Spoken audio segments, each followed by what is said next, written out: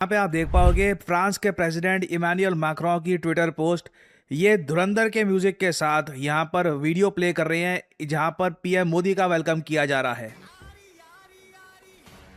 ये कभी सोचा नहीं था मैंने कि आरी आरी जो म्यूजिक है यहाँ पर धुरंधर मूवी का वो यहाँ पे यूज किया जाएगा फ्रेंच प्रेसिडेंट द्वारा। But PM Modi G7 summit को अटेंड करने के लिए पेरिस में पहुंच चुके हैं। पहले इंडिया फ्रांस की एक बायलैटरल मीटिंग यहाँ पर हो रही है, बहुत सी चीज़ें यहाँ पर डिस्कस की जा रही है, बट प्राइमरली आप देखोगे दुनिया वेट कर रही है एक बहुत ही इंपॉर्टेंट मीटिंग का between Donald Trump and prime minister Modi.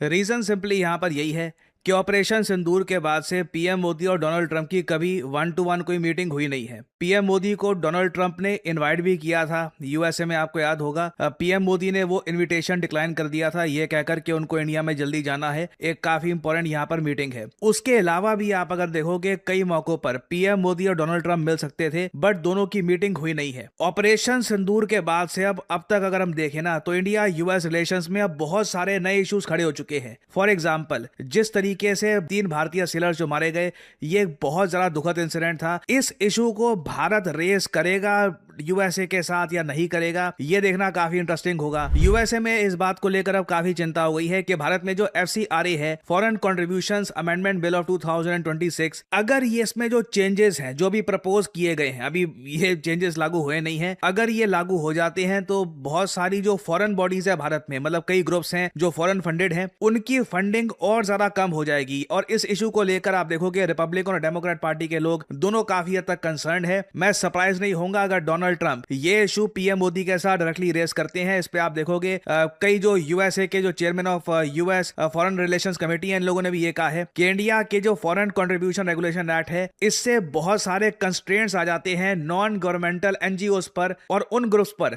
जो फॉरेन फंडिंग पे चलते हैं, जिससे उनके डेली ऑपरेशंस बहुत ज्यादा मुश्किल हो जाएंगे। साथ ही साथ इन्होंने ये भी बोला कि अगर कहीं भी FCRA का इस्तेमाल किया जाता है उन ग्रुप्स के अगेंस्ट जो यूएस मिशनरीज के साथ काम करते हैं, जो भारत में क्रिश्चियनिटी फैलाने का काम करते हैं, तो ये एक बहुत ही ज्यादा कंसर्निंग इशू होगा। और मोस्ट प्रोबेबली ट्रंप ये इशू रेस कर सकते हैं भारत के साथ, क्योंकि आप अगर देखें तो ट्रंप का जो वोटर बेस है ये यूएसए में काफी रिलीजियस क्रिश्चियंस का बना हुआ है। जो रस्ट बेल्ट है यूएसए में, वहां पे ट्रंप के बहुत सारे सपोर्टर्स हैं। उनके लिए ये इशू बहुत इंपॉर्टेंट है कि भारत में जो ये रिलीजियस ग्रुप्स हैं या फिर और टाइप के एनजीओ ग्रुप्स हैं, उनकी फंडिंग अब यूएसए से या फिर बाकी देशों से डायरेक्टली नहीं आ पाएगी। This will be a major cause of concern for USA. Now अब देखना होगा कि दोनों लीडर्स, पीएम मोदी इंडिया की तरफ से, डोनाल्ड ट्रंप यूएसए की तरफ से, ये अपने कंट्रीज को कैसे रिप्रेजेंट करते हैं इस बातचीत में। क्योंकि आप इंटरनेशनल मीडिया में देखोगे ना तो आपको हर जगह ऐसी हेडलाइन दिखेगी जहां पर यह लिखा है, Indian outreach over US killings of sailor mounts as leaders attend G7 summit. अब प्रॉब्लम देखो यहां पर यह भी हो गई है,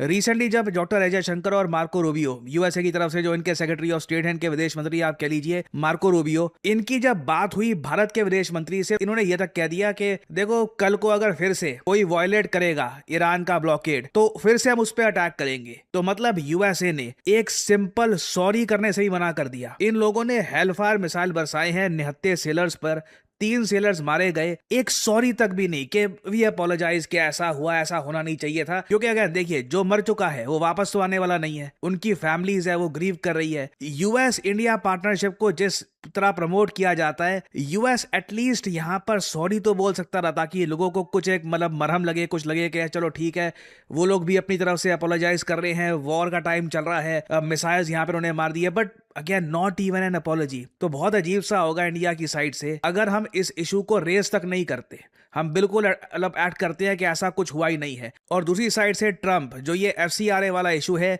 ये प्रॉपरली रेस करना शुरू कर देते हैं। और साथ ही साथ इंडिया यूएस ट्रेड डील जो अभी तक कंक्लूड नहीं हुई है उसके बारे में ट्रंप फिर से ऐसी बातें बोलना शुरू कर देते हैं कि लंबे समय तक भारत हमारा फायदा उठाता था मगर अब भारत हमारा फायदा नहीं उठा पाएगा। ये आसिम मुनीर बहुत ग्रेट है, शहबाज शरीफ बहुत ग्रेट है। कहीं ना कहीं भारत को एक स्टांस लेना होगा। और एक बार को आप एक सवाल यहां पर यह भी पूछ सकते हैं कि यह पॉसिबिलिटी नहीं है कि डोनाल्ड ट्रंप इस समिट को आधे रास्ते में ही छोड़ के चले जाएं जैसे इन्होंने लास्ट टाइम किया था। यह भी बिल्कुल पॉसिबिलिटी है। मैं जो भी वीडियोस देख पा रहा हूं ट्रंप के वेलकम की, मुझे कहीं पर इमैनुअल मैक्रों नहीं दिख रहे। मैक्रों ने कहीं पर भी ट्रंप को रिसीव करने के लिए, ना एयरपोर्ट पर ना और जगह कहीं भी आप देखोगे इमैनुअल मैक्रोन ने कोई स्पेशल वेलकम नहीं किया है डोनाल्ड ट्रंप का। रीजन इसका बहुत ही सिंपल है, डोनाल्ड ट्रंप ने बहुत ज्यादा पर्सनल ऑफेंसिव कमेंट्स करी है इमैनुअल मैक्रोन के ऊपर। और अब फ्रांस और यूएसए के बीच में एक बड़ा इशू ये है कि फ्रांस प्लान कर रहा है कि ये लोग लगाएंगे 3% डिजिटल टैक्स सभी अमेरिकन कंपनीज पर, चाहे गूगल हो, अमेजॉन हो, एप्पल हो, माइक्रोसॉफ्ट हो, सभी कंपनियों पर ये 3% डिजिटल टैक्स लगेगा, जिससे बिलियंस ऑफ डॉलर्स का लॉस होने वाला है अमेरिकन कंपनीज को। और यूजुअली यूरोप में देखा जाता है फ्रांस जब एक चीज करता है तो उसके बाद बाकी सब कंट्रीज भी उसको कॉपी करना शुरू कर देते हैं। और यूएसए को यह पता है कि एक बार फ्रांस ने ये टैक्स लगा दिया तो बाकी सब यूरोपियन कंट्रीज भी ये सब करना शुरू कर देंगे। तो ट्रंप का इस वक्त प्लान ये है, किल द टैक्स। ये जाएंगे वहां पर मैक्रोन से मिलेंगे, सीधा सीधा वार्निंग देंगे कि 100% टैरिफ लगा दूंगा फ्रेंच वाइन्स, फ्रेंच शैंपेन्स और वेरियस और फ्रेंच प्रोडक्ट्स पर, अगर ये 3% digital tax US tech companies पर लगाया गया। एक पॉसिबिलिटी मुझको ये भी दिख रही है कि अगर इमैनुअल मैक्रोन अड़ गए कि मैं तो ये टैक्स लगाऊंगा, मुझे अपने देश के बारे में सोचना होगा, क्योंकि मैक्रोन की जो स्टेटमेंट आई है, जिस तरीके से उन्होंने बोला है कि आज के समय सोशल मीडिया कंपनीज ये पॉइजन कर रही है यूथ को, मुझे लग रहा है ये टैक्स लगा देंगे। इमैनुअल मैक्रोन पीछे बिल्कुल नहीं हटने वाले।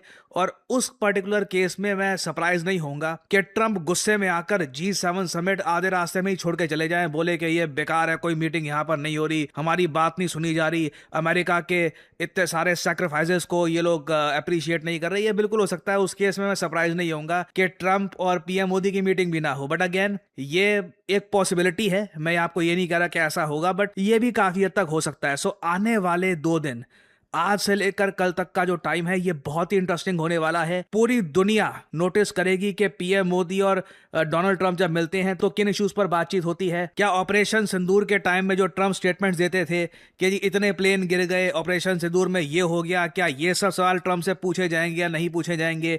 जो ट्रंप ने इंडिया को हेल होल बोल दिया था और फेलिंग इकोनॉमी बोल दिया था, वो सब बातें पूछी जाएंगी या नहीं पूछी जाएंगी? It will be very interesting to see. I think India और यूएस के रिलेशंस शॉर्ट टर्म में कहा जाने वाले हैं, इसकी एक प्रॉपर इंडिकेशन हमको मिल जाएगी आने वाले 2 दिनों में। और अभी जब मैं ये वीडियो रिकॉर्ड कर ही रहा था तब एक विजुअल सामने आया है। डोनाल्ड ट्रंप और इमैनुअल मैक्रोन की मीटिंग हुई है। मैक्रोन कहीं से रिसीव करने के लिए ट्रंप को तो नहीं आए, मगर जो इनकी अलग से यहाँ पर मीटिंग हुई है उसमें आप देखोगे ट्रंप की शक्ल देखिएगा आप, ये बिल्कुल गुस्सा है, बिल्कुल एंग्री है 3% टैक्स को लेकर।